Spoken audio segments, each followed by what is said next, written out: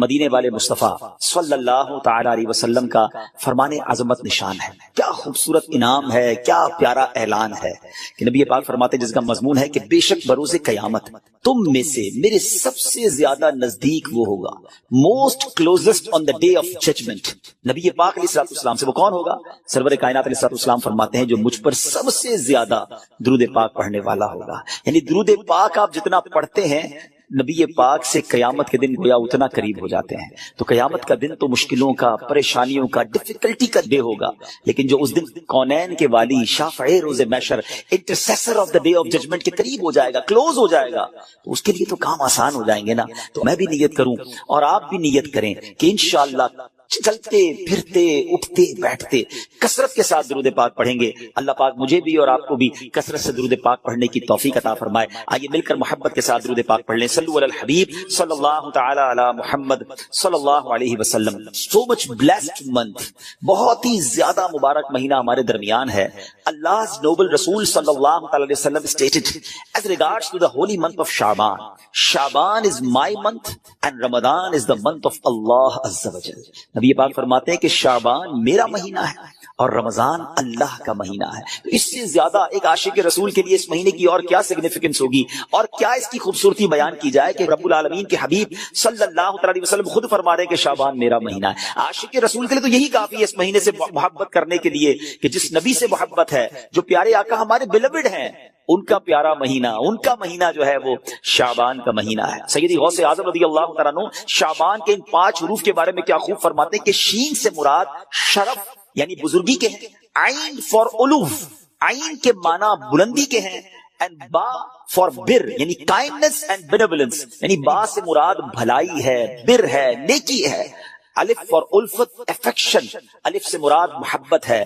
and نور for نون، for نور لائٹ، یعنی نون سے مراد نور ہے. غوث پاک فرماتے ہیں so these are the virtues with which Allah Azza wa Jal bestows his servants in this blessed month. یہ وہ 5 برکتیں ہیں جو اللہ تعالیٰ شعبان کے مہینے میں اپنے بندوں پر عطا فرماتا ہے. یعنی یہ وہ مہینہ ہے جو شرف ملنے کا، علوف یعنی بلندی ملنے کا، بر یعنی بھلائی ملنے کا، الف یعنی الفت ملنے کا، اور نون یعنی نور ملنے کا دن ہے. اب یہ خوش نصیب ہوتے ہیں جو اس مہینے میں اللہ کو راضی کرنے والے کام کرتے ہیں. رب کریم کی رحمتوں سے یہ 5 چیزیں حاصل کر لیتے ہیں. انفارچونیٹلی کچھ لوگ ایسے ہوتے ہیں کہ شعبان آ بھی جائے تو ان کی لائف میں کوئی چینج ہی نہیں آتا، وہ اپنی لائف میں کوئی ایکسپیرینس نیکی کی طرف اپنا بڑھاتے ہی نہیں ہے. غور کیجئے میٹھے اسلامی بھائیوں کہ آج ہماری زندگی میں کیا چینج آیا. سرکار علیہ السلام کے جو ڈیوٹیز تھے، جو صحابہ کرام تھے، وہ کیا کرتے تھے کہ جب رجب کا مہینہ آتا وہ عبادتوں کی طرف رجوع لاتے اور ساتھ ساتھ کیا کرتے، اپنے معاملات کو سمیٹنا شروع کرتے.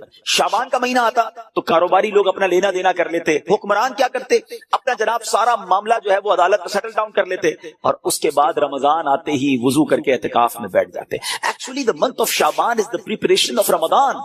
لیکن بہت سارے لوگوں کو تو کچھ اس کا احساس ہی نہیں ہے. Please try to understand that we are in the mid of Shaban right now. Half of Shaban already gone. but آدھا شعبان تو پہلے ہی چلا گیا ہے، اب آدھا ہی تو رہ گیا ہے جس میں برکتیں لوٹنی ہیں اور جس میں اللہ کریم کی رحمتیں ہم سب نے حاصل کرنی ہیں. مزید سنتے ہیں انشاءاللہ کہ شعبان المعظم کی کیا خوبصورت فضائل ہیں اور نبی پاک علیہ السلام کا اس میں ایٹیٹیوڈ کیا تھا، پیارے آقا کا اس میں انداز کیا تھا.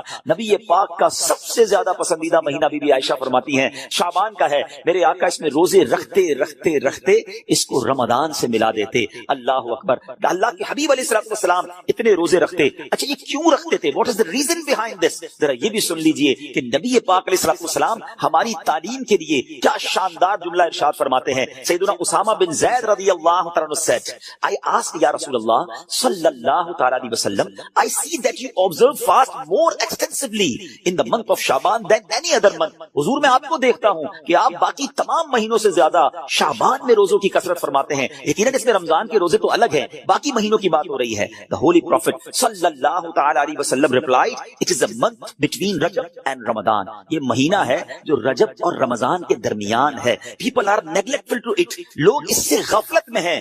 In this month the deeds of people are ascended towards Allah Azza wa Jal. یہ وہ مہینہ ہے جس میں اللہ کی بارگاہ میں بندوں کے اعمال پیش کیے جاتے ہیں. And I love that my deeds to ascended in a state when I am observing fast. میں چاہتا ہوں جب میرے اعمال اللہ کی بارگاہ میں پیش کیے جائیں اس وقت میں روزے سے. اب ذرا سوچئے نیچے اسلامی بھائیوں، اللہ کے حبیب علیہ السلام جن کے صدقے میری اور آپ کی مغفرت ہونی ہے. ہم پڑھتے ہیں نا تیرے صدقے میں آقا سارے جہان کو دین ملا, آقا کے صدقے تو ایمان ملا ہے. مگر یہ ہماری تعلیم ہے کہ نبی پاک فرماتے ہیں کہ میری خواہش یہ ہے کہ جب میرے اعمال اللہ کی بارگاہ میں پیش ہوں تو میں روزے سے. اب یہ سکھا رہے ہیں ہمیں, بتا رہے ہیں کہ دیکھو اعمال پیش ہونے کی رات ہے, اس رات بندوں کے اعمال اللہ کی بارگاہ میں پیش ہوتے ہیں. میں پوچھنا چاہتا ہوں اسلامی بھائیوں سے, ہم سب کو پتا ہے ہمارے اعمال میں کیا ہے, کتنی خطائیں ہیں, کتنی بے شرمیاں ہیں, کتنے جرم ہیں. کیا ہمیں کچھ آج شرم آ رہی, کیا یہ فیلنگ ہے کہ یا اللہ کچھ بھی نہیں ہے؟ آج ہمارے اعمال تیرے دربار میں آ رہے ہیں, ہم جانتے ہیں اس میں ہم نے کالے کر دیے اپنے نامہ اعمال, کچھ نہیں مالک تیری بارگاہ میں پیش کرنے کو. اور میرے قریب ہم پہلے سے اس بات کا اقرار کرتے ہیں کہ ہم امتحان میں فیل ہیں, وی آر لاسٹ یا اللہ عز و جل. مگر مالک آج مغفرت کی رات ہے, آج رحمت کی رات ہے. اگر تیری رحمت صرف بچوں پر برستی رہی تو ہم کدھر جائیں گے؟ آج گر گڑانا ہے میرے میٹھے اسلامی بھائی. آج کی رات وہ رات ہے, روایتوں میں مضمون ملتا ہے کہ آج آسمان دنیا سے یہ ندا دی جاتی ہے کہ ہے کوئی مانگنے والا کہ اس کی مراد پوری کی جائے, ہے کوئی مغفرت کا طلبگار کہ اس کو اس کی مغفرت کر دی جائے, ہے کوئی توبہ کرنے والا کہ اس کی توبہ قبول کی جائے. آج تو اعلان ہو رہا ہے نا, لیکن کیا ہم اس کیفیت میں ہیں کہ ہم اللہ کی بارگاہ میں اس طرح گر گڑا رہے ہیں کہ مولا بس آج معاف کر دیجیے؟ ورنہ حالت تو یہ ہے, وہ پنجابی شاعر لکھتے ہیں نا, جے میں ویکھا عملہ ولے کچھ نہیں میرے پلے, کچھ ہے ہی نہیں, ایوریتھنگ لاسٹ. ہم نے ساری زندگی بیکار کاموں میں تو گزاری, نیکیاں کی تو اس میں اخلاص نہیں, ریاکاری. جے میں ویکھا عملہ ولے کچھ نہیں میرے پلے, پر جے ویکھا میں رحمت رب دی بلے بلے بلے. اس رات کا احادیث میں کس انداز سے ذکر ہوا. The mother of believer سیدتنا عائشہ صدیقہ رضی اللہ تعالی عنہا stated, I heard that holy prophet sallallahu alaihi wasallam saying, Allah azza wa jalla opens the portal of mercy in 4 nights. Be be Aisha کہتی ہے میں نے نبی پاک علیہ الصلوۃ والسلام سے سنا ہے کہ اللہ اپنی رحمتوں کے دروازے, رحمتوں کی جو برسات ہے وہ ان 4 راتوں میں برساتا ہے. مضمون حدیث ہے. نمبر 1, the night of عید الاضحیٰ, وہ رات جو عید الاضحیٰ سے پہلے آتی ہے. نمبر 2, the night of عید الفطر, جس کو چاند رات ہم کہتے ہیں. رمضان کے بعد جو رات آتی ہے صبح عید ہوتی ہے. یہاں میں عرض کرتا چلوں کہ وہ رات بھی تو کچھ دنوں میں آئے گی, مگر اس رات کیا ہوتا ہے؟ طوفان بدتمیزی ہوتا ہے. یہ رحمت کی رات ہے, یہ مغفرت کی رات ہے. نمبر 3, بی be Aisha said that 15th night of Shaban, as in this night the names of those destined to die this year. 15 شعبان کی رات, اور اس رات اس سال مرنے والوں کے نام بھی لکھے جاتے ہیں. Provision of sustenance of people and the names of those who shall perform Hajj that year are inscribed. آپ فرماتی کہ نبی پاک نے فرمایا اس رات اس سال میں کس کو کتنا رزق دیا جائے گا یہ بھی شب برات لکھا جاتا ہے, اور اس سال کون کون حج کرے گا یہ نام بھی شب برات لکھے جاتے ہیں. اتنی نازک رات. The 4th night, night of Arafah, the night between the 8th and 9th of Dhul Hijjah until the azan of Fajr. 8 اور 9 ذو الحجہ کے درمیان کی رات سال مرنے والوں کے نام بھی لکھے جاتے ہیں. Provision of sustenance of people and the names of those who shall perform Hajj that year are inscribed. آپ فرماتی کہ نبی پاک نے فرمایا اس رات اس سال میں کس کو کتنا رزق دیا جائے گا یہ بھی شب برات لکھا جاتا ہے, اور اس سال کون کون حج کرے گا یہ نام بھی شب برات لکھے جاتے ہیں. اتنی نازک رات. The 4th night, night of Arafah, the night between the 8th and 9th of Dhul Hijjah until the azan of Fajr. 8 اور 9 ذو الحجہ کی درمیان کی رات کی چوتھی رات ہے جو رحمتوں کے دروازے کھول دیے جاتے ہیں, اور یہ عرفہ کی رات کہلاتی ہے. Dear Islamic brothers, how critical the 15th night of Shaban al-Muazzam is. کتنی نازک رات ہے. No one knows what will be predestined for him. Sometimes a person is heedlessly busy in these activities while mishaps are destined for him. لوگ غفلت میں ہوتے ہیں, انہیں پتہ ہی نہیں ہوتا کہ ان کے بارے میں کیا لکھا جا رہا ہے. ذرا غور کیجئے. It is stated in غنیۃ الطالبین, یہ وہ کتاب ہے جو سیدی غوث اعظم رضی اللہ تعالیٰ سے منسوب ہے. غوث پاک تحریر فرماتے ہیں The shrouds of many people are washed and prepared, but they are busy wandering around in the markets.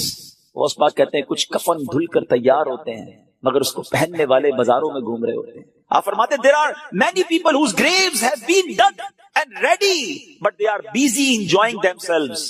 فرماتے ہیں کچھ لوگوں کی قبر کے گھڑے خودے تیار ہوتے ہیں مگر وہ گھوم رہے ہوتے ہیں, وہ بازار میں مذاق مستی اور جناب گناہوں میں مصروف ہوتے ہیں. ایک بات میں آپ کو بس اس جملے کے تحت بتاؤں, پہلے بات پوری کر لوں پھر میں آپ کو پریکٹیکلی بھی سمجھاؤں گا. آپ فرماتے ہیں number of people are busy laughing although the final moment of their death is approaching. کچھ لوگ ہنسی مذاق کر رہے ہوتے ہیں مگر موت کا وقت قریب آ گیا ہوتا ہے. فرماتے ہیں the construction of many houses is about to complete, but at the same time the lifetime of the owners is also about to complete. فرماتے ہیں کچھ گھر بالکل بن کر تیار ہو گئے ہوتے ہیں، مگر مکین جو اس گھر میں رہنے کے لیے آنا چاہتا ہے اس کا آخری وقت بھی آ گیا، اس کی قبر بھی تیار ہو چکی ہے۔ اب ذرا اس کو پریکٹیکلی سمجھیے، آپ جب قبرستان جاتے ہیں کچھ قبریں تیار ملتی ہے نا، صحیح بات بتاؤں پریکٹیکلی، جو قبریں کھودی ہوئی ہے نا، جن کی بھی کھودی ہوئی ہے وہ زندہ ہے، ہاں تھوڑی دیر بعد مرنا ہے انہوں نے اور پھر اس قبر میں آ جانا ہے۔ کفن کی دکان پر جب کبھی جائے نا تو وہ کفن کو طے کر رہا ہوتا ہے، پلاسٹک میں ڈال رہا ہوتا ہے، ایکچولی جس کا کفن طے کر رہا ہے نا وہ اس وقت زندہ ہے، تھوڑی دیر بعد اس نے مرنا ہے۔ یہ کفن خریدنے کوئی آئے گا دکان سے، اس کو کفن پہنایا جائے گا، اور جو قبر تھوڑی دیر پہلے گورکن نے یا ایک دن پہلے کھودی تھی یہ اس کے لیے کھودی تھی جو زندہ ہے۔ تو مجھے اور آپ کو پتا نہیں ہے کہ ہماری قبر خودی بھی کہیں ریڈی تو نہیں ہے، کہیں کفن طے تو نہیں ہو رہا۔ آگاہ اپنی موت سے کوئی بشر نہیں، سامان 100 برس کا ہے، بلکہ خبر Islamic brothers, this is the very crucial right, بہت زیادہ نازک رات ہے۔ اس رات کتنی مغفرت ہوگی، کتنے لوگ بخشے جائیں گے۔ سیدنا عائشہ صدیقہ رضی اللہ تعالیٰ عنہ has reported that the holy prophet sallallahu alaihi wasallam said, Jibreel alayhi salam came to me and said, this is the 15th night of Shaban, Allah azza wa jal frees as many people from the hell as the number of the hairs on the goats of the tribe of Kalb. پیارے آقا فرماتے ہیں جبریل امین میرے پاس آئے اور آ کر عرض کی کہ حضور آج 15 شعبان کی رات ہے، اللہ تعالیٰ اتنے لوگوں کو جہنم سے آزاد فرمائے گا جتنے قبیلہ بنی کلب کی بکریوں کے بالوں کی تعداد ہے۔ What is the meaning of that? میں اور آپ تو اپنے سر کے بال کاؤنٹ نہیں کر سکتے، ایک گوٹ کے، ہم ایک بکری کے بال کاؤنٹ نہیں کر سکتے۔ قبیلہ بنی کلب تو سب سے زیادہ بکریاں پالا کرتا تھا۔ It means millions, billions لوگ آج کی رات بخشے جائیں گے، مگر but he azza wa jal does not cast merciful sight at an infidel. اس رات بھی کچھ لوگ ایسے جن پر اللہ تعالیٰ نظر رحمت نہیں فرمائے گا۔ انفیڈل مشرک پر نظر رحمت نہیں فرمائے گا۔ malicious person, one who cuts off family ties, the one who dangles his clothes, a person who disobeys his parents, and a person who is habitual of drinking wine. حدیث کا مضمون کیا بنا کہ شرک کرنے والی اس رات کو نہیں بخشے جائیں گے۔ پھر فرمایا جو احادیث کا مجموعہ ہے، ماں باپ کو ستانے والا، ماں باپ کا نافرمان، disobeyed of parents، نہیں بخشا جائے گا۔ شراب پینے والا، habitual of drinking wine، شراب کا عادی، نہیں بخشا جائے گا۔ خدا را ان چیزوں سے توبہ کرو۔ اب وائن، شراب اب تو پارٹیز میں کولڈ ڈرنک کی طرح پی جا رہی ہے، اس کو کوئی جرم سمجھتا ہی نہیں ہے۔ ٹرائی ٹو انڈرسٹینڈ یہ کتنا بڑا سن ہے، یہ کتنا بڑا گناہ ہے کہ جس رات کروڑوں اربوں لوگ بخشے جا رہے ہیں، شراب یہ نہیں بخشا جا رہا۔ توبہ کر لیجیے، چھوڑ دیجیے ان بری عادتوں کو، ڈرگز کو چھوڑ دیجیے please. My dear viewers, my youngster brothers, western world میں بدقسمتی سے جب سنتے ہیں تو دل جلتا ہے کہ مسلمان کہلانے والے بڑی تعداد میں ڈرگز کا یوزیج کر رہے ہیں۔ کدھر جائیں گے ہم؟ ان ڈرگز کو، اس نشے کی عادت کو خدا نہ چھوڑ دیجیے۔ وہ رحیم، وہ کریم جو شب برات کروڑوں کو بخش رہا ہے، شرابی نہیں بخشا جائے گا۔ پلیز توبہ کر لیجیے۔ مسلمان کا کیا کام شراب سے، اس کا کیا کام نشے سے؟ آپ ایک بار اور یاد رکھیے، جو نشہ کرنے والے ہیں نا، جو ڈرگز یوز کرتے ہیں، ٹرائی ٹو انڈرسٹینڈ جس اسٹیٹ میں، جس عالم میں روایتوں میں مضمون ملتا ہے کسی کا انتقال ہوگا نا، اسی عالم میں قیامت کے دن اٹھایا جائے گا۔ کبھی سوچا آپ نے اگر نشہ کیا، ڈرگز یوز کی، وائن پینے والے جو نشے میں گھومتے رہتے ہیں، جھومتے رہتے ہیں، اگر اسی حالت میں انتقال ہو گیا، آج رات تو یہ لکھا جائے گا نا کہ اس سال میں کس کا انتقال ہونا ہے، کیا پتا ہمارا وقت قریب آ گیا ہو، اور اگر نشے میں مر گئے کیا جواب دیں؟ اللہ کی بارگاہ میں نشے میں پیش ہوں گے؟ نہیں میرے میٹھے اسلام، ہم تو چاہتے ہیں نا کہ میں سو جاؤں یا مصطفیٰ کہتے کہتے، کھلے آنکھ صلی اللہ کہتے کہتے، ہماری زبان پر تو کلمہ ہو، درود ہو، اے کاش تلاوت کرتے کرتے موت آئے، درود پڑھتے پڑھتے۔ یہ کیسے ہوگا جب آپ ان چیزوں کے عادی بنیں گے نا؟ جو شراب کا عادی ہو تو اس کا بہت زیادہ چانس ہے کہ وہ نشے میں مر جائے گا۔ تو خدا را سے آج رات توبہ کر لے، اللہ بڑا کریم، ابھی رات کمپلیٹ نہیں ہوئی ہے، صبح تک یہ رحمت جاری ہے۔ معافی مانگ لیجیے، سجدے میں سر جھکائیے۔ ماں باپ کو اگر ستایا ہے، if your parents are not happy with you, please ان کے پاس جائیے اور معافی مانگیے، ان سے ان کے پیر پکڑ لیجیے۔ ماں باپ راضی تو رب راضی، ماں باپ ناراض تو رب ناراض، ان کو ناراض نہ کرو۔ اور اس حدیث سے کیا سیکھنے کو ملا کہ جو کٹ آف ٹائز کرتے ہیں، جو اپنی فیملی کے ساتھ رشتہ داری قطع کر دیتے ہیں، منقطع کر دیتے ہیں، ہم ان کے پاس نہیں جائیں گے، ہم ان کے گھر نہیں جائیں گے، ہم فلاں رشتہ دار کے پاس نہیں جائیں گے، نہ کرو ایسا۔ یہ رشتہ داریاں کاٹنا اللہ کو کتنا ناپسندیدہ ہے کہ شب برات بھی وہ لوگ نہیں بخشے جائیں گے۔ پلیز ان عادتوں سے اپنی جان چھڑا لیں۔ ایک اور حدیث پاک میں ہے ایڈلٹری کرنے والے، بدکاری کرنے کا جو عادی ہوگا، ہیبیچول آف ایڈلٹری، وہ بھی نہیں بخشا جائے گا۔ پلیز ان حرام کاموں سے چھوڑیے، اپنے آپ کو بچائیے۔ اور یہ جو ایڈلٹری کی طرف، زنا، بدکاری کی طرف جو بندہ جاتا ہے نا، یاد رکھیے گا پہلے نظر بہکتی ہے، پھر دل بہکتا ہے، پھر شرمگاہ، پھر پرائیویٹ پارٹس حرام کاری کی طرف جاتے ہیں۔ تو ہمارے یہ شٹر جو ہے نا اسی کو بند کر دینا کہ حرام نہیں دیکھوں گا. اپنے موبائل پر اپنے انٹرنیٹ ڈیوائسز پر ہم کیا دیکھ رہے ہوتے ہیں؟ پہلے حرام بندہ دیکھتا ہے اور پھر یہ جو ہم نے دوستیوں کے نام پر جو گرلز اینڈ بوائز کی دوستیاں چل رہی ہوتی ہے کہ نہیں جناب ہم only friends, it's not allowed in Islam. یہ دوستیاں ہی پھر حرام کی طرف لے کر جاتی ہیں. جو اسلام نے ہمیں جن چیزوں سے منع کیا، مسلمان ہیں ہمیں جنت میں جانا ہے نا، اللہ کو راضی کرنا ہے. اگر ربی ناراض ہو گیا تو بنے گا کیا؟ آج کی رات اگر ایڈلٹری کرنے والا نہیں بخشا گیا پھر اس کو سوچے تو اس کا بنے گا کیا؟ پلیز میک ریپینٹنس، گڑ گڑائیے اپنے رب کی بارگاہ. اور دیکھیں توبہ کیا ہے. توبہ کے ویسے تو کئی ڈیٹیل علماء نے بتائی، مگر ان شارٹ اگر میں آپ کو بتاؤں نا، الندم التوبہ، شرمندگی توبہ ہے. پہلے تو اپنے اندر گلٹ فیل کیجئے کہ یا اللہ میں بہت برا ہوں، بہت غلطیاں ہیں، مالک معاف کر دے. اور پھر آئندہ نہ کرنے کا پکا ارادہ ہے. اللہ اب نہیں کروں، میں تجھ سے وعدہ کرتا ہے، پرامس ان یور کوڈ یا اللہ عز و جل، پلیز ایکسپٹ مائی ریپینٹنس، میری توبہ قبول کرنے مالک اب نہیں کروں گا. تو یہ پکی توبہ انشاءاللہ، کیا پتا اللہ کریم کی آج رحمت برس جائے اور وہ ہمیں آج معاف کر دے. What a beautiful incident، کیا خوبصورت واقعہ ذرا ایمان کی چاشنی کے ساتھ سنی. امیر المومنین سیدنا عمر بن عبد العزیز رحمۃ اللہ تعالی was once busy in worship in the 15th night of Shaban. حضرت عمر بن عبد العزیز امیر المومنین تھے جس وقت 15 شعبان کی رات عبادت میں مصروف ہیں. When he raised his head, he found a green slip of paper whose refulgence was extending up to the sky. جب وہ اپنے سر اٹھاتے ہیں تو اپنے ساتھ ایک گرین کلر کا پیپر دیکھتے ہیں جس کا نور آسمانوں تک جا رہا ہوتا ہے. It was bearing the words، اس میں لکھا ہوا کیا ہے؟ هذه براءة من النار من الملك العزيز لعبده عمر بن عبد العزيز. Meaning this is an order of absolution from the hellfire sent from Allah Azza wa Jal, the omnipotent, for his servant Umar bin Abdul Aziz rahmatullahi ta'ala.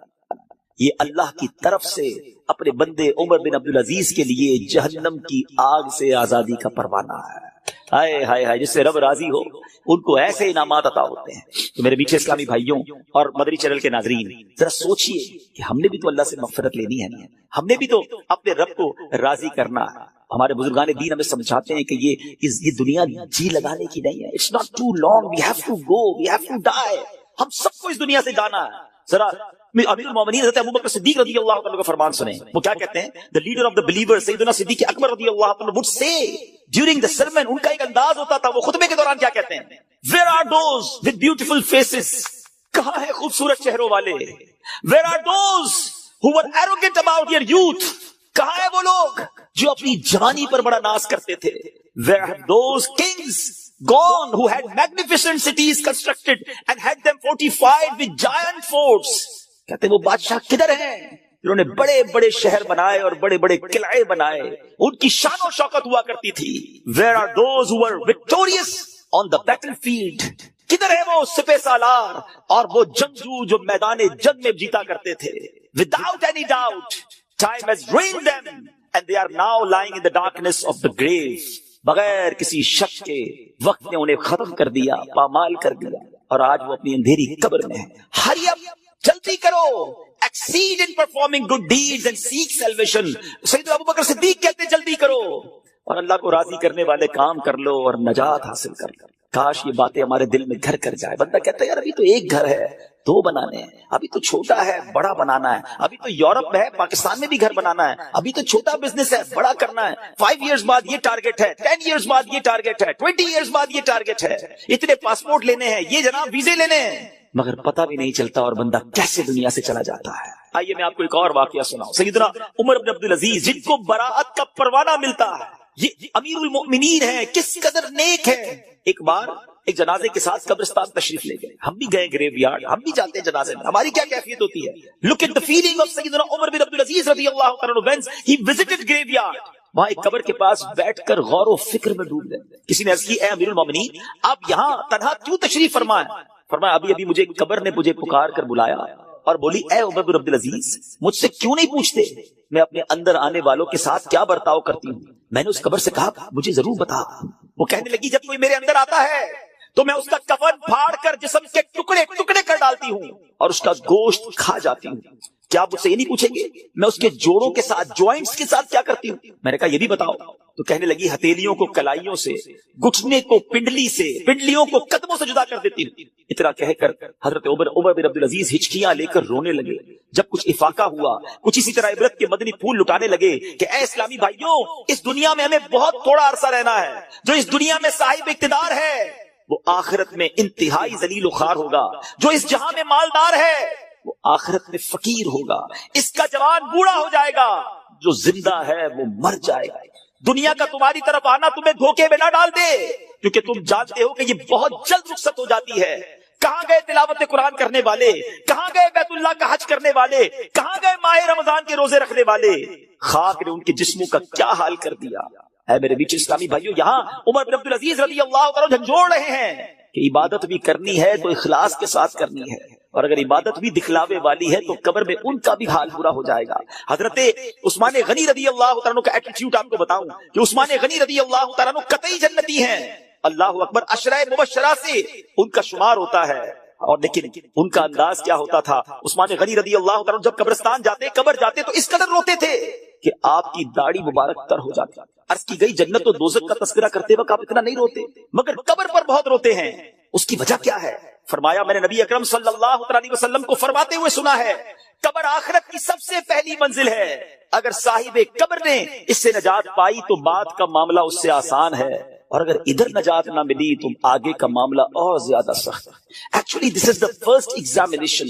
یہ پہلا امتحان ہے جو مرنے کے بعد دینا ہے. جو اس امتحان میں کامیاب ہے وہ آگے بڑھتا چلا جائے گا, اس کی سکسیس کا راستہ کھل جائے گا. مگر جو اس امتحان میں ہی فیل ہو گیا وہ آگے بھی برباد رہے گا. اے میرے بیچ اسلامی بھائی, کیا ہم اس ایگزامینیشن کی تیاری کر رہے ہیں؟ ہم میں سب نے کسی نہ کسی ایگزام کو دیا نا, اسکول مدرسے کہیں نہ کہیں ایگزام دیا تھا. اس ایگزام سے پہلے ہم پر کتنا برڈن تھا, کتنا پریشر تھا. مگر آئیے ذرا اس ایگزامینیشن اور قبر کے ایگزامینیشن کا تھوڑا کمپیریزن کرتے ہیں. دنیا کے ایگزام کی ڈیٹ پہلے سے پتا ہوتی ہے, فلاں منتھ کی فلاں تاریخ کو امتحان ہوگا. That's why we prepare for that. ہم اس کے لیے تیاری کرتے ہیں. ٹھیک ہے. سیکنڈ, اس پیپر کو جب ہم دیتے ہیں اگر فیل ہو جائے تو اس کو ریپیٹ دینے کا موقع ملتا ہے. سپلیمنٹری پیپرز ہوتے ہیں, یا زیادہ سے زیادہ یہ ہوتا ہے کہ بھائی ایک سال آپ کا فیل ہو گیا, آپ دوبارہ اس کلاس میں پڑھیں گے. That's it. اور تو کچھ نہیں ہوتا. تیسرا, اس ایگزامینیشن کا جو ریزلٹ ہے وہ فیو منتھس کے بعد یا فیو ڈیز کے بعد اناؤنس ہوتا ہے. ٹھیک ہے. یہ تین چیزیں ذہن میں رکھیے گا. وی نو دا ڈیٹ آف ایگزامینیشن, ہمیں پہلے سے پتا ہے. ایگزامینیشن کا لاس کیا ہے اگر اس میں فیل ہو گئے, ایک سال پڑھائی دوبارہ کرنی پڑے گی, یا زیادہ سے زیادہ کیا پنشمنٹ ملے گی. اور تھرڈ, اس کو دوبارہ ریپیٹ کا موقع ملتا ہے. اور تیسرے نمبر پر یہ ہے کہ اس کے ریزلٹ میں کچھ ٹائم لگتا ہے. قبر کا امتحان یہ کیسا امتحان ہے, کبھی سوچا آپ نے؟ دیر از نو سپلیمنٹری پیپر, دوسرا چانس نہیں ہے. ادھر ایک سال پیچھے رہ جائیں گے, ادھر قیامت تک قبر میں مار پڑتی رہے گی. قیامت تک اللہ ناراض ہو گیا تو جہنم کی کھڑکی کھلی رہے گی, سانپ اور بچھو آ جائیں گے. کون بیئر کر سکتا ہے اللہ کی پنشمنٹ کو؟ کون اس سزا کو برداشت کر سکتا ہے؟ ایسے نہیں روتے تھے. حضرت عثمان غنی بالکل کریکٹ فرمایا انہوں نے کہ یہی پہلی منزل ہے, اور we have to clear this exam. کسی صورت میں نے اور آپ نے اس امتحان کو پاس کرنا ہے. ادھر فیل ہو گئے تو مارے جائیں گے, اور پھر اس کے بعد اس کا ریزلٹ دیر سے اناؤنس نہیں ہوتا. ادھر جواب دینا ہے, صحیح جواب دیا تو جنت کی رحمتیں ہیں, تا حد نگاہ قبر وسیع ہے, اور ادھر رانگ آنسر دیا, ادھر جناب جہنم کا عذاب شروع ہو جائے گا, جہنم کی کھڑکی کھل جائے گا. اور پھر جو سب سے زیادہ کروشل بات ہے, سب سے زیادہ ڈرنے والی بات ہے, we don't know the date of that examination. ہمیں پتہ ہی نہیں ہے وہ امتحان کب دینا ہے. وہ آج بھی ہو سکتا ہے. جی ہاں, ہم میں سے ہو سکتا ہے کہ کل رات کوئی اپنے گھر میں نہ سوئے, قبرستان میں. ہمیں یہ پتہ ہی نہیں ہے کب امتحان ہوگا. تو جب ہمیں پتہ نہیں ہے تو it means we have to prepare daily. ہمیں روز یہ طے کر کے سونا ہے یا زندگی گزارنی کہ آج اگر امتحان دینا ہے تو میں تیار ہوں, میں اس امتحان کے لیے تیار ہوں. I have a question of all of you. میں اب آپ سب سے ایک سوال کرنا چاہتا ہوں. اپنے آپ سے ایک سوال کرتے ہیں ناظرین. میں اپنے آپ سے بھی کروں اور آپ سے بھی پوچھتا ہوں. اگر آج مر گیا, مر تو سکتا ہوں نا, یہ تو پاسبل ہے نا.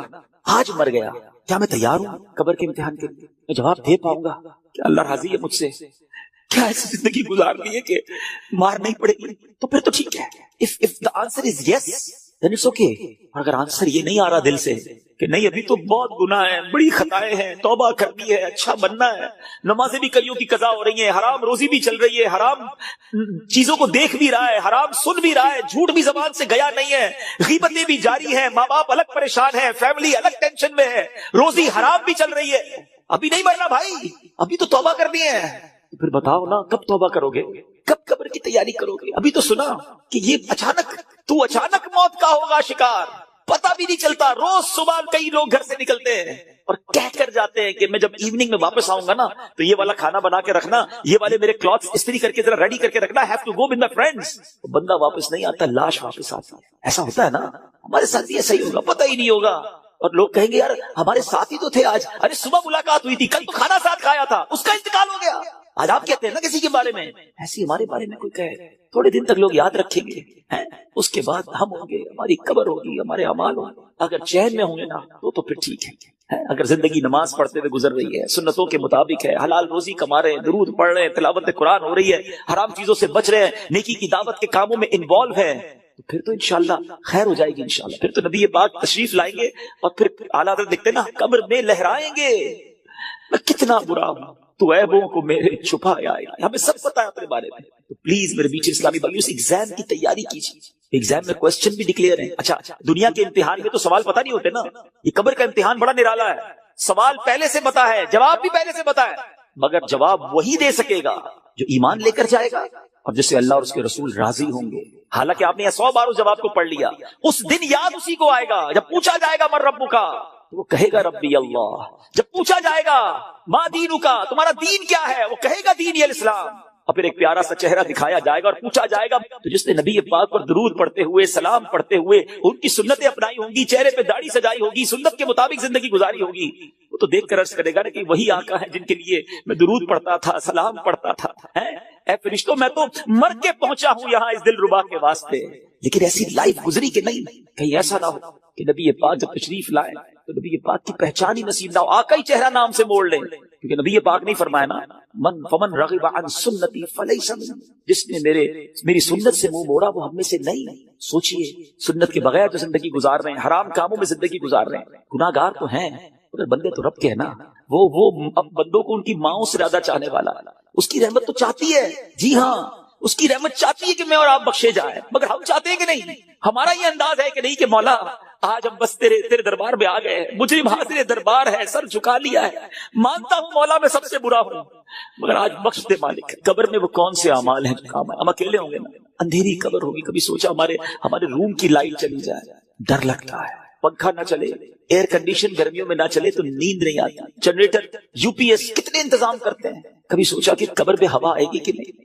اکیلا ہوں گا کیا ہوگا میرے ساتھ، اور اگر اللہ نہ کرے ادھر سانپ بچھو آ گئے، ادھر جہنم کی آگ ہوگی تو ہم کیا کریں گے۔ آئیے میں آپ کو بتاتا ہوں، حضرت سیدنا ابو ہریرہ رضی اللہ عنہ فرماتے ہیں کہ جب مومن مردے کو قبر میں رکھا جاتا ہے تو عذاب کی روک تھام کے لیے، عذاب سے سیکیور کرنے کے لیے، سنو وہ کیا سیکیورٹی ہوگی، نماز اس کے سر کی جانب، زکات رائٹ سائڈ پہ دائیں طرف، روزہ لیفٹ سائڈ پہ بائیں طرف، صدقہ صلہ رحمی اور لوگوں کے ساتھ حسن سلوک جو ہوگا وہ پاؤں کی طرف آ جاتے ہیں۔ بس جب عذاب اس کے سر کی طرف سے آتا ہے تو نماز کہتی ہے میری طرف سے کوئی راستہ نہیں ہے، جب رائٹ سائڈ سے عذاب آتا ہے تو زکات کہتی ہے میری طرف سے بھی کوئی راستہ نہیں ہے، جب لیفٹ سائڈ سے بائیں سائڈ سے عذاب آتا ہے تو روزہ کہتا ہے میرے یہاں سے بھی کوئی راستہ نہیں ہے، پاؤں کی طرف سے عذاب آتا ہے تو صدقہ اور دوسرے نیک اعمال کہتے ہیں ہماری طرف سے بھی داخلے کا کوئی راستہ نہیں ہے۔ یہ سیکیورٹی ہے، نماز، زکات، روزہ، صدقہ و خیرات، رشتہ داروں کے ساتھ اچھا سلوک، یہ وہ عادتیں ہیں جو قبر میں کام آئیں گی۔ پلیز ان عادتوں کو اپنا لیجیے۔ آج شب برات قبرستان جانے کی رات ہے تو قبر کو یاد کریں نا، try to prepare for your grave. لوگ کہتے ہیں برائٹ فیوچر ہونا چاہیے، ارے جتنا برائٹ فیوچر کے بارے میں سوچتے ہو کبھی برائٹ گریو کے بارے میں بھی تو سوچو نا، کہ قبر بھی تو برائٹ ہو، وہ بھی تو روشن ہو، ادھر اندھیرا نہ ہو۔ یاد رکھیے گا قبر فقط دو طرح کی ہوتی ہے، دیر از نو تھرڈ آپشن۔ اللہ کے حبیب علیہ السلام فرماتے ہیں جس کا مضمون ہے قبر یا تو جنت کے باغوں میں سے ایک باغ ہوتی ہے یا تو دوزخ کے گھڑوں میں سے ایک گھڑا۔ Now we have to decide, we have to think about it۔ ہمیں سوچنا ہے کہ میری لائف ایسی ہے کہ قبر جنت کا باغ بنے گی یا اللہ نہ کرے جہنم کا گھڑا بن جائے گی۔ پیارے آقا مدینے والے مصطفیٰ صلی اللہ علیہ وسلم ایک اور بڑا خوبصورت فرمان فرماتے ہیں، اے سورہ ملک پڑھنے والوں تمہیں مبارک ہو، اے قرآن سے دوستی کرنے والوں تمہیں مبارک ہو، قبر میں دیکھو یہ کیسا کام آنا ہے۔ اللہ کے حبیب فرماتے ہیں بے شک قرآن میں 30 آیتوں پر مشتمل ایک سورت ہے جو اپنے پڑھنے والے کے لیے شفاعت کرتی ہے یہاں تک کہ اس کی مغفرت کر دی جائے گی، اور یہ سورہ ملک ہے۔ تو روز رات مغرب سے لے کر فجر تک کسی بھی وقت آپ سورہ ملک کی تلاوت کریں، یہ قبر میں کام آئے گی۔ کتنے سارے سافٹ ویئر ہیں ہمارے موبائل میں، ڈیلی کتنے سافٹ ویئر آن کرتے ہیں، کبھی چیک کیجئے کہ ایک دن میں کتنی بار، بعض اوقات ہنڈریڈز آف ٹائم ہم موبائل آن کرتے ہیں، کسی سافٹ ویئر کو آن کرتے ہیں، اتنے سارے سافٹ ویئر آن لائن ہوتے ہیں روزانہ۔ جب میں اور آپ چلے جائیں گے نا قبر میں، دنیا سے جائیں گے، یہ سارے سافٹ ویئر آف لائن ہو جائیں گے۔ ہو سکتا ہے لوگ ڈھونڈیں گے کہ یار یہ بندہ 5 دن ہو گئے آن لائن نہیں ہوا، ہم دیکھتے ہیں لاسٹ سین کب ہے، یہ لاسٹ کب آن لائن ہوا تھا، اچھا ابھی جاگ رہا ہوگا یا سو رہا ہوگا، لوگ اس سے چیک کر لیتے ہیں کہ یار اس نے لاسٹ سین کب کیا تھا۔ 1 دن ہو گیا سافٹ ویئر نہیں آن ہوا، 2 دن ہو گئے آن لائن نہیں ہوا، 3 دن ہو گئے آن لائن نہیں ہوا، جب جا کے پوچھتے ہیں تو پتا چلتا ہے بندہ ہی آف لائن ہو گیا ہے، یہ بندہ مر گیا ہے، یہ قبر میں چلا گیا ہے. لیکن آپ نے کبھی سوچا یہ سارے سافٹ ویئر آف لائن ہو جائیں گے. جس نے قرآن تھاما ہوگا نا وہ قرآن قبر میں بھی آن لائن ہوگا. وہ قرآن قبر میں روشنی اور نور کا کام شفاعت کرے گا, روکے گا عذاب کو. تو اس کو تھام لو نا جو قبر میں بھی آن لائن رہے. اس سافٹ ویئر کو کب کھولتے ہیں؟ پچھلے رمضان میں قرآن پڑھا تھا, اب بہت سارے ہوں گے جو اس رمضان میں پڑھیں گے. پورا سال قرآن سے دور, قرآن صحیح پڑھنا آتا نہیں, نہ اس کے تلفظ نہ اس کی تجوید. کیا مسلمان ایسا ہوتا ہے؟ کیا قرآن سے اتنا دور رہ کر زندگی اچھی ہے؟ نہیں میرے چیز. اللہ کے حبیب علیہ السلام فرماتے وہ دل ویران ہے جس میں کچھ قرآن نہیں ہے. چیک کرو ہمارے سینے میں کتنا قرآن ہے, ہم کتنا قرآن روز پڑھتے ہیں. پلیز کیا ایسا نہیں ہو سکتا کہ میں روز یہ نیت کر لوں کہ میں اس وقت تک سوؤں گا نہیں جب تک میری آنکھیں قرآن دیکھ نہ لیں, میرے کان کچھ قرآن سن نہ لیں, اور میری زبان کچھ قرآن پڑھ نہ لے. کتنی اچھی زندگی ہے قرآن کے ساتھ. تو پلیز اللہ کے کلام سے دوستی کریں. صدقہ و خیرات یہ دن ہیں اللہ کی راہ میں خرچ کرنے کے. صحابہ کرام شعبان میں اپنی زکات ادا کرتے تھے تاکہ رمضان میں غریب لوگ اچھے طریقے سے اپنا رمضان گزار سکے. زکات دیں اور پھر صدقہ خیرات زکات. سبحان اللہ, یہ اتنا اللہ کو پسند ہے کہ اللہ کریم نے قرآن مجید فرقان حمید میں جو کامیاب لوگوں کے اوصاف بیان کیے نا. ویسے میں آپ کو ہنٹ دے دیتا ہوں, قرآن کی بات کی ہے نا, آپ سورہ مومنون 18 پارے کی سٹارٹ جو سورت ہے نا, سٹارٹ اسی سے ہوتا ہے. 11 آیتیں, 11 آیات. پلیز مسٹ ریڈ دوز آیات, ضرور پڑھیں ان آیاتوں کو, اس کا ترجمہ اور تفسیر پڑھیں. لوگ کہتے ہیں یار فلاں سکسیسفل ہے, فلاں کامیاب ہے, پیسے والا کامیاب ہے, جناب اتنا بڑا کاروبار ہے یہ کامیاب ہے, فلاں ملک کا پاسپورٹ ہے وہ کامیاب ہے. نہیں جناب, جو عہدے دار ہے جس کے پاس کوئی اقتدار ہے وہ کامیاب ہے. کون فیصلہ کرے گا ہوئی سکسیسفل؟ جس نے کائنات بنائی, جس نے مجھے بنایا, جس نے آپ کو بنایا, وہ رب فرماتا ہے قد افلح المؤمنون. یہ 18واں پارہ شروع یہیں سے ہوتا ہے کہ بے شک ایمان والے کامیاب ہو گئے. ہائے ہائے. اور پھر اس کے بعد ان ایمان والوں کے اوصاف, کون سے ایمان والے ہیں, ان کے اندر اسپیشلٹی کیا ہے, اللہ نے ان 10 آیتوں میں بیان بھی فرما دیا. اور جو آخری 11ویں آیت ہے نا, اس میں تو انعام بھی بتا دیا کہ ان کو ملے گا کیا, ان ایمان والوں کو ملنا کیا ہے. ضرور پڑھیے گا, ایمان تازہ ہو جائے گا. مگر میں چونکہ صدقہ اور خیرات کی بات ہو رہی ہے, زکات دینے والی بات, تو میں شروع کی 3-4 آیتیں سناتا ہوں آپ کو. اللہ قرآن میں فرماتا ہے بسم اللہ الرحمن الرحیم قد افلح المؤمنون الذين هم في صلاتهم خاشعون والذين هم عن اللغو معرضون والذين هم للزكاة فاعلون. اللہ فرماتا بے شک مراد کو پہنچے ایمان والے ہیں. آپ مراد کو پہنچے کیا کرتے ہیں؟ جو اپنی نماز میں گر گڑاتے ہیں. کیا ہماری نمازیں ایسی ہیں؟ اب تو نماز پڑھتے نہیں, پڑھتے تو دھیان کے ہوتا ہے, اس کا ویلکم کرتے ہیں نا, انتظار کرتے ہیں, استقبال کرتے ہیں. اور جتنا پیارا مہمان, جتنا معزز مہمان, اتنی تیاری ہوتی ہے. ایسا مہمان جو سال میں ایک بار بڑی مہربانی کرنے والا جب بھی آتا ہے بڑے تحفے دے کر جاتا ہے, اس کے لیے تو بندہ گھر سجاتا ہے. تو ہم نے کوئی دل سجایا, کوئی ذہن سجایا, کوئی تیاری کی کہ اللہ کی طرف سے اتنا پیارا مہینہ آنے والا ہے, کیا یہ اچھا ہو گھر کی صرف صفائی اس نیت سے ہو کہ ماہ رمضان آنے والا ہے. میں نے کچھ لباس تیار کر لیے, دھلوا کے تیار کر لیے, تراویح پڑھوں گا, اس میں عبادت کروں گا. یہ بزرگوں کا طریقہ رہا کہ انہوں نے عبادت کے لیے بہترین لباس الگ رکھے ہوتے تھے. بلکہ مشورہ دوں گا جن کو اللہ نے نوازا ہے اور جو مجھے لائیو بھی سن رہے ہیں, رمضان کی عبادت کے لیے کچھ نئے کپڑے سلوا لو. شادی کے لیے سلواتے ہیں, مہندی کے لیے سلواتے ہیں, برتھ ڈے کے لیے سلواتے ہیں. یہ استقبال ہے نا کہ عبادت کا مہینہ آ رہا ہے, میں انشاءاللہ نماز پڑھوں گا, نئے کپڑے پہن, خوشبو لگاؤں گا, اچھی سی عطر خرید لیں. اگین جس کو اللہ نے آسانی دی, جس کے پاس نہیں ہے اپنے گھر کو تو صاف کر لیں, کپڑوں کو اجیالہ کر لیں, صفائی ستھرائی کا خیال رکھیں. دل تو صاف کر سکتے ہو نا, اس میں پیسے نہیں لگتے. نبی پاک علیہ الصلوۃ والسلام, سبحان اللہ, صدقے کے فضائل کتنے. نبی پاک علیہ الصلوۃ والسلام فرماتے ہیں بے شک صدقہ کرنے والوں کو صدقہ قبر کی گرمی سے بچاتا ہے, اور بلا شبہ مسلمان قیامت کے دن اپنے صدقے کے سائے میں ہوگا. جب سایہ نہیں ہوگا, جب بہت گرمی ہوگی, جب بڑی تپش ہوگی, سوچو صدقہ کرنے والا کتنا خوش نصیب ہے. اور وہ اور خوش نصیب ہے جو روزانہ کچھ دنوں کے بعد جب موقع ملتا ہے دیتا ہی رہتا ہے. میرا سایہ بڑا ہو جائے, میں اس گرمی میں کہیں تپش میں مارا نہ جاؤں. اگر اس نیت سے صدقہ دو کہ مولا کریم قیامت کے دن کی گرمی سے بچا لیجیے, تو انشاءاللہ صدقہ دینے کا لطف بھی اور آئے گا. یا الہی گرمی یہ محشر سے جب پڑ کے بدل دامن محبوب کی ٹھنڈی ہوا کا ساتھ ہو. یا الہی جب زبانیں باہر آئے پیاس سے, ساقی یہ کوثر شہے جود و عطا کا ساتھ. اے میرے بیچے اسلامی بھائیوں, صدقہ دینے میں بڑی, جس کو کہنا خوشی دلی کے ساتھ آگے بڑھ بڑھ کر ان موقعوں سے فائدہ اٹھانا چاہیے. صدقہ عمر میں اضافے کا بھی باعث بنتا ہے. جی ہاں, بڑا کمال کا واقعہ ہے. حضرت عیسیٰ علیہ السلام کے زمانے میں ایک دھوبی تھا, लोगों के कपड़े आपस में तब्दील कर देता था। तो लोगों ने हज़रत ईसा अलैहिस्सलाम को उसके बारे में बताया कि हुजूर ये बंदा बड़ा गड़बड़ बंदा है, सबके कपड़े मिला देता है, तो आप जो है इस बंदे के लिए कुछ कीजिए। आपने अल्लाह की बारगाह में इसकी हलाकत की दुआ कर दी। वो बंदा धोबी अपने मामूल से घर से निकला, उसके पास 3 रोटियां थी। एक साइल आया तो उसने एक रोटी उसे दे दी। साइल ने दुआ दी, अल्लाह ताला तुझसे आफात समाविया यानी आसमानी आफतें से तुझे बचा ले। धोबी ने इस दुआ से बड़ा मुतासिर हुआ, एक और रोटी दे दी। उस साइल ने दुआ की कि अल्लाह ताला तुझे जुमला आफतों से महफूज रखे। उसने तीसरी रोटी भी दे दी। तो धोबी से उस साइल ने दुआ की अल्लाह ताला तुझे तौबा की भी तौफीक अता फरमाए। अब एक बड़ा सांप जो है उसकी गठड़ी में दाखिल हो चुका था, क्योंकि अब उसकी हलाकत की दुआ हो गई थी। उस सांप की गोया कुदरती ये ड्यूटी लगाई गई थी कि इस धोबी को काटना है। जब धोबी कपड़े लेने के इरादे से उसने गठड़ी के अंदर हाथ डाला तो फरिश्ते ने उस सांप को लोहे की एक लगाम डाल दी और वो धोबी सलामती के साथ वापस आ गया। धोबी को पता ही नहीं चला क्या हुआ है। लोगों ने हज़रत ईसा अलैहिस्सलाम से अर्ज की कि ऐ रूहुल्लाह, धोबी तो सही सलामत वापस आ गया, आपने तो उसकी हलाकत की दुआ की थी, आप तो अल्लाह के नबी हैं, जरा सुनो।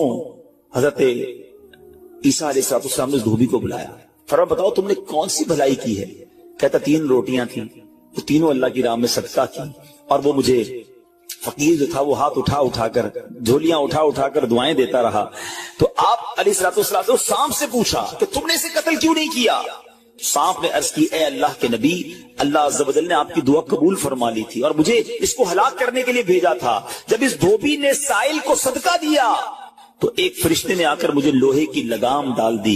जब लोगों ने बात सुनी, धोबी ने ये बात सुनी, उसे बड़ा ताज्जुब हुआ कि इतना गुनाहगार, मैं लोगों को इतनी तकलीफ पहुंचाने वाला, सिर्फ एक नेकी की और मुझे आफत से बचा लिया गया। उस धोबी ने तौबा कर ली, क्योंकि उस साइल ने तौबा की भी दुआ की थी। तो पता ये चला आफतों से बचना चाहते हैं, मुसीबतों से बचना चाहते हैं। आजकल तो कोरोना वायरस का जमाना है, बलाओं का जमाना है। अरे इसमें तो ज्यादा सदका देना चाहिए, अपने नाम का भी, बच्चों के नाम का भी, फैमिली के हर फर्द के नाम पर सदका निकालते रहे कि या अल्लाह सदके की बरकत से इन बलाओं, इन वबाओं से बचाना। अरे वबाओं से, बलाओं से, आने वाली मुसीबतों से सदका कैसे बचाता है कि सुनिए, एक शख्स सैयदना अबू हुरैरा रज़ी अल्लाह तआला अन्हु की बारगाह में हाजिर हुआ। कहने लगा हुजूर मेरा बेटा समुद्री सफर पर गया है, आप उसके लिए दुआ फरमाएं। आप रज़ी अल्लाह तआला अन्हु ने फरमाया उसकी तरफ से सदका दो, सफर पर जाया करो ना, सदका दे के जाया करो। बेटा या फैमिली का कोई फर्द सफर पर है, सदका दो के खैर से वापस आ जाए। सैयदना अबू हुरैरा रज़ी अल्लाह तआला अन्हु ने फरमाया समुद्री सफर पर है, उसके लिए सदका दो। उस वक्त समुद्र में मौजें उठ रही थी। यहाँ बाप और हजरत अबू हुरैरा रज़ी अल्लाह तआला अन्हु में गुफ्तगू हो रही है।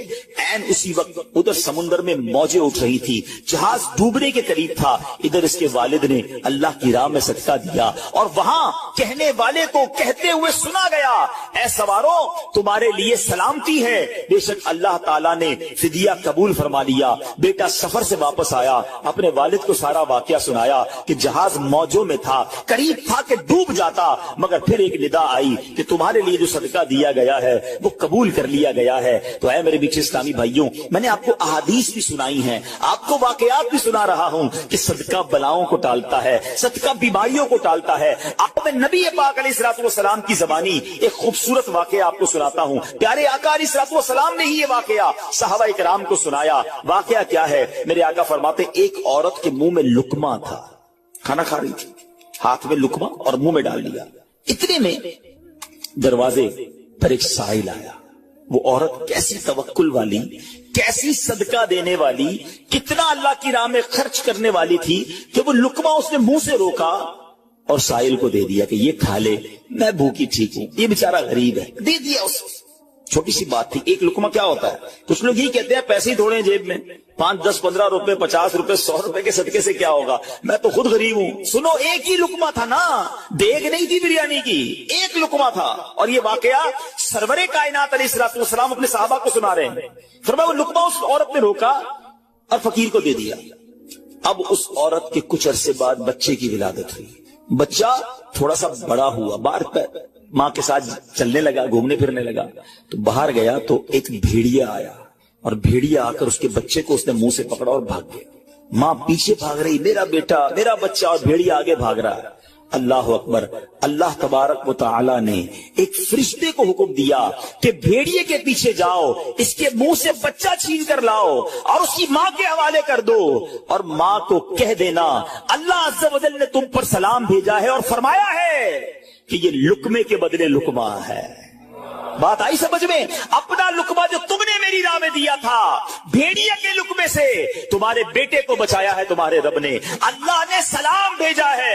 اے میرے میٹھے اسلامی بھائیو, یہ حدیث بتا رہی ہے کہ گناہ نیکی جو تھوڑی سی بھی ہو نا, وہ ضائع نہیں کی جاتی, وہ اللہ کے یہاں محفوظ ہے. جمعے کے خطبے میں ایک حدیث سنتے ہیں, البر لا یبلا والذنب لا ینسا والدیان لا یموت. سن لو, نیکی پرانی نہیں ہوتی, گناہ بھلایا نہیں جاتا, اور فیصلہ کرنے والا جو رب عز و جل ہے اسے موت نہیں آتی ہے. اب ہمیں سوچنا ہے کہ ہم نیکی کر بھی رہے ہیں کہ نہیں, کہ گناہ کر کر کے اپنے اکاؤنٹ کو بھری جا رہے ہیں. یہ چھوٹے چھوٹے صدقے جب جب موقع ملے نا, ماشاءاللہ ہم جمعہ پڑھنے جاتے ہیں, کل بھی جائیں گے, مسجدوں میں ہم نے دیکھا ہوگا مسجد کا ڈبہ آتا ہے سامنے, کچھ نہ کچھ ڈال دیا کرو اس نیت کے ساتھ یار تھوڑے اور جمع کرا دوں اپنی آخرت میں, تھوڑے اور اپنے پیسے جمع کرا, تھوڑے اور آگے چلے جائیں. اور یہ میں ایسے خود نہیں کہہ رہا, سبحان اللہ. میں آپ کو بڑی خوبصورت 2-3 حدیثیں سناتا ہوں. پہلے تو یہ سمجھیے کہ آج کل دنیا میں اور آپ یہ چاہتے ہیں کہ ہمارے جو پیسے ہیں نا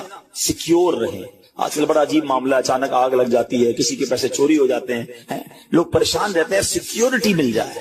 ٹھیک ہے, تو میں آپ کو ایک حدیث سنانے جا رہا ہوں. نبی پاک علیہ الصلوۃ والسلام فرماتے ہیں, اللہ کے حبیب علیہ الصلوۃ والسلام فرماتے ہیں کہ رب عز و جل فرماتا ہے, یعنی یہ حدیث قدسی ہے.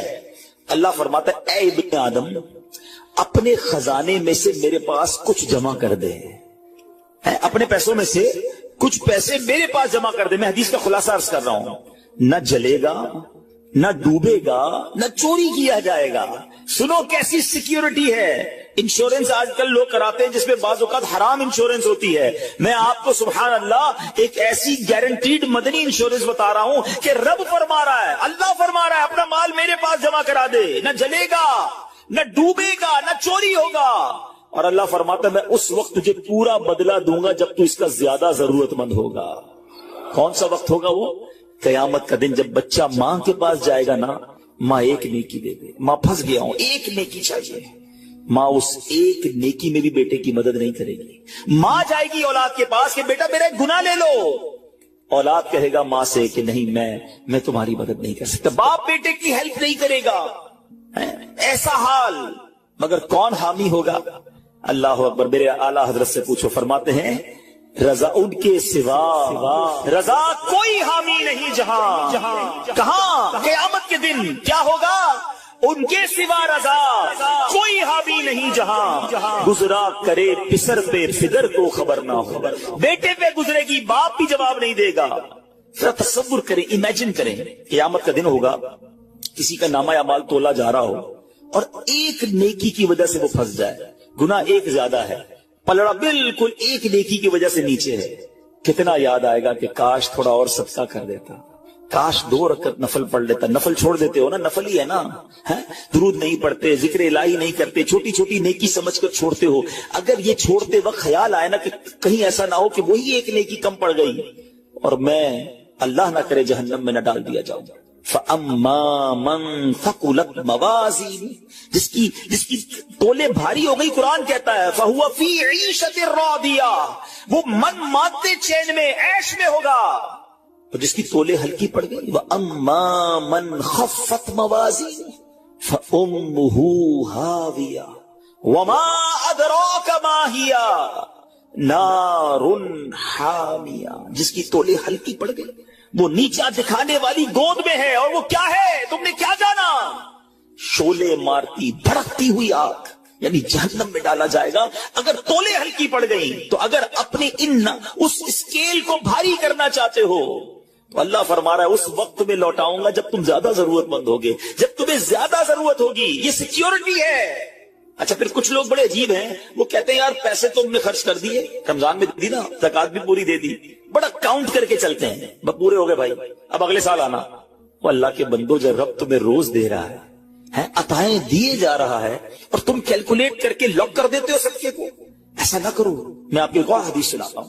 اللہ کے حبیب صلی اللہ تعالی علیہ وسلم فرماتے ہیں کہ پیارے آقا نے فرمایا مال کو روک کر نہ رکھو, روک کر نہ رکھو, کہیں یہ نہ ہو کہ تم سے بھی روک لیا جائے. ہاں ہمارے لیے تو نہیں روکا جا رہا نا. مثال کے طور پہ دکاندار بیٹھے ہوں گے یا بزنس کمیونٹی کے لوگ بیٹھے ہوں گے, آپ کا مثال کے طور پہ مہینے کا 1 لاکھ روپے کا خرچہ ہے. کبھی کبھی ایسا بھی ہوتا ہے پہلے 2-3 دنوں میں 1 لاکھ روپے ہو جاتے ہیں پورے. تو کیا تالا لگاتے ہو کہ چلو بھائی اب پورے مہینے کا ہو گیا 27 دن بعد آئیں گے؟ نہیں, آنے تو جتنا آ رہا ہے. ہم آنے والی سائڈ تو نہیں روک رہے, ہاں خرچ اللہ کی راہ میں کرنے والی روک لیتے ہیں. جب وہ دینے میں نہیں روک رہا تو تم اللہ کی راہ میں خرچ کرنے میں نہ روکو. میں حدیث سنا رہا ہوں کہ روک کر خرچ نہ کرو, روک کر نہ رکھو, کہیں یہ نہ ہو کہ تم سے بھی روک لیا جائے. ایک دوسری روایت میں کہ نبی پاک علیہ السلام نے فرمایا خرچ کرو, گن کر نہ رکھو, کہیں یہ نہ ہو کہ اللہ بھی تمہیں گن کر نہ دے. کہیں یہ نہ ہو کہ اللہ بھی تمہیں گن کر دے. اور بچا کر نہ رکھو, کہیں ایسا نہ ہو کہ اللہ بھی تم سے بچا کر رکھنے لگے. ادھر سے رک گیا نا, عطائیں رک گئی تو کہاں جائیں گے آپ؟ دیکھیں اچھا آج کے دور میں تھوڑا سا آپ سروے کر لیں, جتنے لوگ آپ کو صدقہ خیرات چیریٹی کرنے والے کھانا کھلانے والے آپ کو جو لوگ ملیں گے نا, آپ دیکھیں ان کا سرمایہ بڑھ ہی رہا ہوتا ہے, ان کا مال میں اضافہ ہی ہو رہا ہوتا ہے, کیونکہ اللہ پاک انہیں دنیا میں بھی نواز رہا ہوتا ہے. تو ہے میرے پیچھے اسلامی بھائیوں, پھر کتنی چیزیں آپ دیکھیں کہ بچ رہی ہیں, بلاؤں سے بچ رہے ہیں, آفتوں سے بچ رہے ہیں, رزق میں اضافہ, بری موت سے بچاؤ, قیامت کے دن اپنے صدقے کے سائے میں بندہ رہے, دنیا میں مال میں اضافہ, یعنی بینیفٹ ہی بینیفٹ ہے, فائدہ ہی فائدہ ہے اللہ کی راہ میں خرچ کرنا. اور سچی بات یہ ہے کہ یہ بریلینٹ کمال کی انویسٹمنٹ ہے کہ جو آپ کو ملے گی. اچھا دنیا میں لوگ معاذ اللہ ثم معاذ اللہ سود پر پیسے دیتے ہیں, حرام جہنم میں لے جانے والے کا پیسے دیتے ہیں اور وہ بڑھا کے دیتے ہیں, ہے نا, بینک میں رکھواتے ہیں, ادھر سے بڑھ جاتے ہیں. جہاں غیر شرعی کام ہے میں اس کی بات کر رہا ہوں. تو کبھی بھی ایسے منافع کی طرف نظر نہیں ہونی چاہیے, کیونکہ سود پر کام کرنے والا یہ اللہ سے جنگ کرتا ہے. اللہ مجھے آپ کو ہماری نسلوں کو حرام روزی سے بچائے, فقط حلال روزی عطا فرمائے. مگر آؤ میں آپ کو ایک ایسی انویسٹمنٹ بتا رہا ہوں جس میں اضافہ بھی ہوگا, اور ایسا اضافہ ہوگا کہ دنیا میں کوئی آپ کو ایسا منافع نہیں دے گا. اور یہ میں نہیں کہہ رہا, حدیث پاک کا مفہوم ہے. ہم جب صدقہ کرتے ہیں نا, میرے اور آپ کے ہاتھ سے نکلتا ہے. اللہ کے حبیب علیہ السلام فرماتے جس کا مضمون ہے کہ جب صدقہ بندے کے ہاتھ سے نکلتا ہے, ہاتھ سے نکلتے ہی اللہ کے دستے قدرت میں چلا جاتا ہے, اور اللہ تمہارے صدقوں کو پالتا ہے جیسے تم جانور کو پالتے ہو. چھوٹا بچڑا ہوتا ہے, چھوٹا جانور ہوتا ہے, آہستہ آہستہ بڑا ہوتا ہے نا. فرمایا جب بندہ کھجور کا صدقہ دیتا ہے نا, قیامت کے دن اس کھجور کے صدقے کا رب کریم اسے احد پہاڑ جتنا ثواب عطا فرمائے گا. بڑھتا جائے گا, تھوڑا صدقہ بھی قیامت کے دن اللہ نے چاہا پہاڑوں کی مانند ملے گا. تو میں آپ سے پوچھتا ہوں کہ آخرت کے اکاؤنٹ میں کیا جمع کروایا ہے؟ لوگ کہتے ہیں میں نے فلاں جگہ سیف ڈپوزٹ کرائی ہوئی ہے, فلاں جگہ انویسٹمنٹ کی ہوئی ہے, فلاں پراپرٹی لی ہوئی ہے, اس کا ریٹ بھی بڑھ رہا ہے, ادھر سے کرایہ آ رہا ہے, سونا لے کے رکھ لیا اس کا ریٹ بڑھ رہا ہے, جناب ڈالر رکھنا چاہیے. عجیب پلاننگ ہے, کس لیے؟ دنیا کے لیے. ادھر کے لیے کوئی اکاؤنٹ کھولا نہیں کھولا. آخر میں آپ کو لاجیکلی ایک چوٹ کرنے والا واقعہ سناتا ہوں, پھر انشاءاللہ کنکلوژن کی طرف آتے ہیں. کہ ایک ملک تھا, اس میں بڑا نرالا کمپٹیشن ہوا, امیزنگ, حیرتناک. بادشاہ تو بادشاہ ہوتے ہیں, مرضی جو ان کی کریں. بادشاہ نے اعلان کر دیا جناب پورے ملک میں چیک کرو سب سے بڑا بے وقوف کون ہے, اس کو تحفہ دیں. عقل مندوں کے مقابلے تو سنے تھے, بے وقوف کا مقابلہ. چلے جناب شروع ہو گئے مقابلے. عجیب بے وقوف آتے تھے, اپنے کرتب دکھاتے, اپنی باتیں دکھاتے. وزیر تھے جو ٹیسٹ کرتے آخرکار ایک بندہ ایسا تھا جس سے بڑا بے وقوف پورے ملک میں نہیں تھا. بادشاہ کے سامنے کھڑا کر دیا.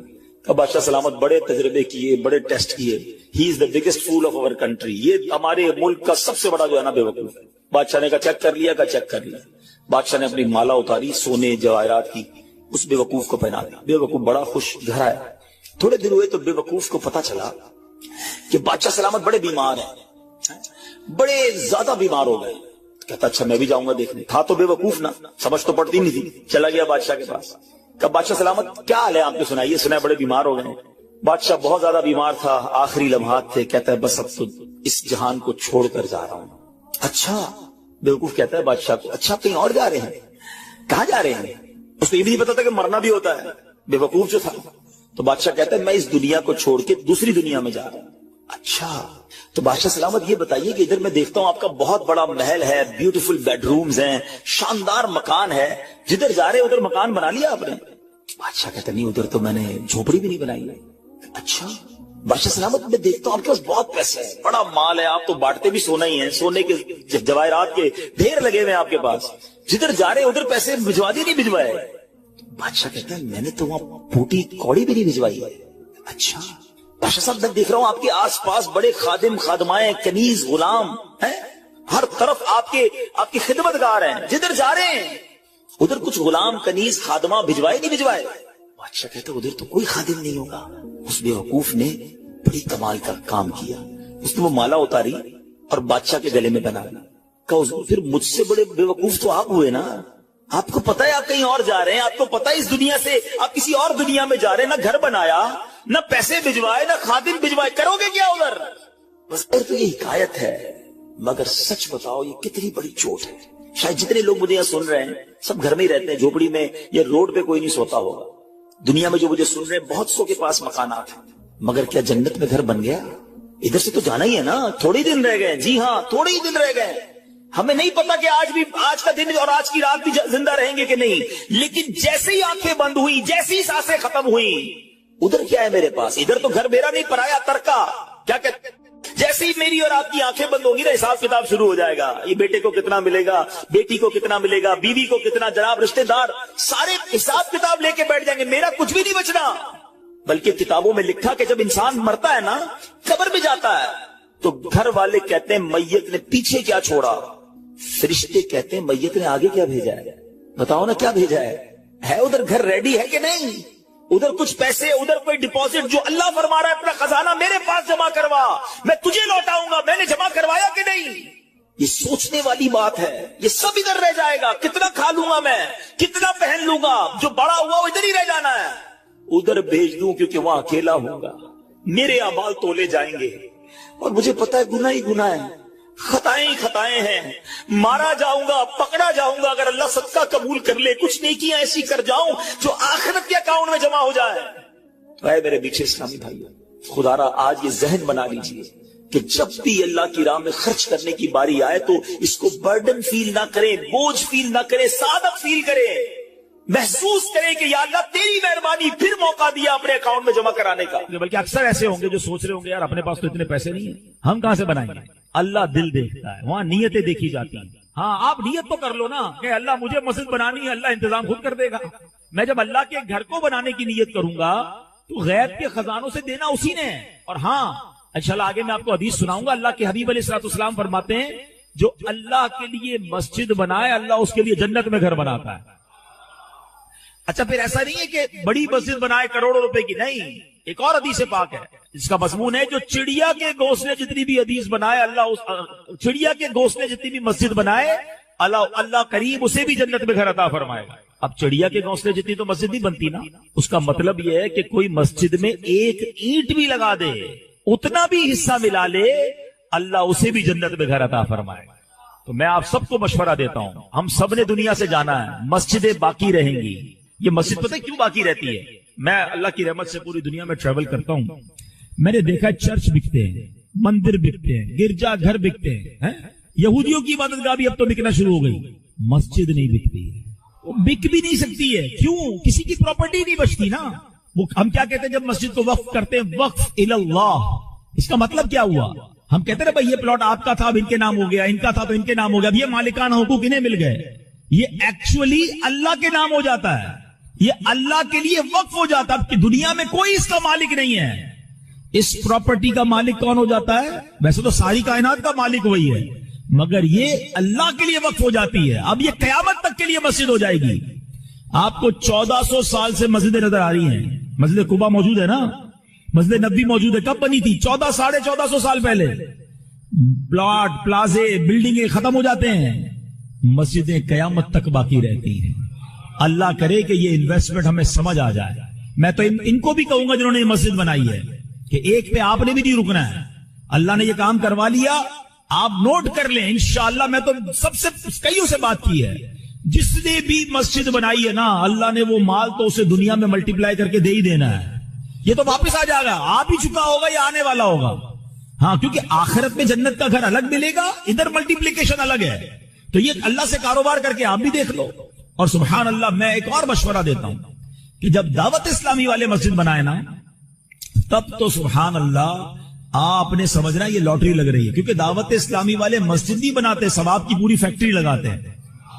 ابھی میں ان سے مشورہ کر رہا، دیکھیں ابھی تو آج پہلی نماز ہوئی ہے نا، ہم نے پتا کیا سوچنا شروع کر دیا ہے، بیسمنٹ میں کیا ہوگا، انشاءاللہ ہم پلان کر رہے ہیں کہ بیسمنٹ میں ہماری اسلامی بہنوں کا اجتماع ہوگا، بیسمنٹ میں اسلامی بہنوں کا جامعۃ المدینہ لگے گا، یعنی نیچے خواتین کی ثواب کی فیکٹری لگ جائے گی، یہاں انشاءاللہ نمازیں ہو رہی ہوں گی، اللہ نے چاہا اس کی سیکنڈ تھرڈ فلور پہ جا کے اب انشاءاللہ یہاں کے بچوں کے لیے جو درس نظامی کی کلاسیں ہیں، اور بھی ہو سکتا ہے بہت سارے کورسز ہم ڈیزائن کریں، ورنہ نارملی مسجد بنتی ہے نماز ہو رہی ہوتی ہے، یہاں درس شروع ہو جائے گا، یہاں مدرسۃ المدینہ بالغان شروع ہو جائے گا، اللہ نے چاہا یا قافلے آنا شروع ہو جائیں گے، رمضان چل رہا ہے آخر میں اعتکاف شروع ہو جائے گا، تھوڑے دنوں بعد ہو سکتا ہے یہاں کوئی کورس اناؤنس ہو جائے کہ جناب 3 دن کا کورس ہے، آئیے عبادت کرتے ہیں، کورس سیکھتے ہیں۔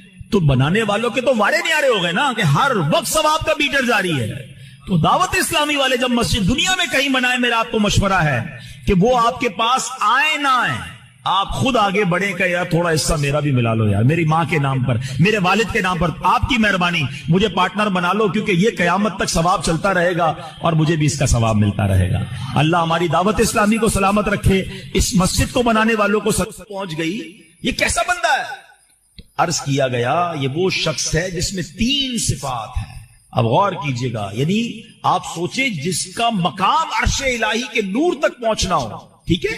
آپ سمجھیے، پہلے میں آپ کو سمجھاتا ہوں یہ سٹیٹس کیا ہے۔ بارے شریعت میں ہے کہ مسلمانوں کی روحیں جو ہیں وہ مختلف مقامات پر رہتی ہیں، جیسا اس کا رتبہ، جیسا اس کی زندگی کے اعمال، ویسا اس کی روح کو مقام ملتا ہے۔ بعض لوگوں کی روحیں قبروں میں رہتی ہیں، بعض لوگوں کی روحیں جو ہے زمزم شریف کے کنویں میں رہتی ہیں، بعض مرحومین وہ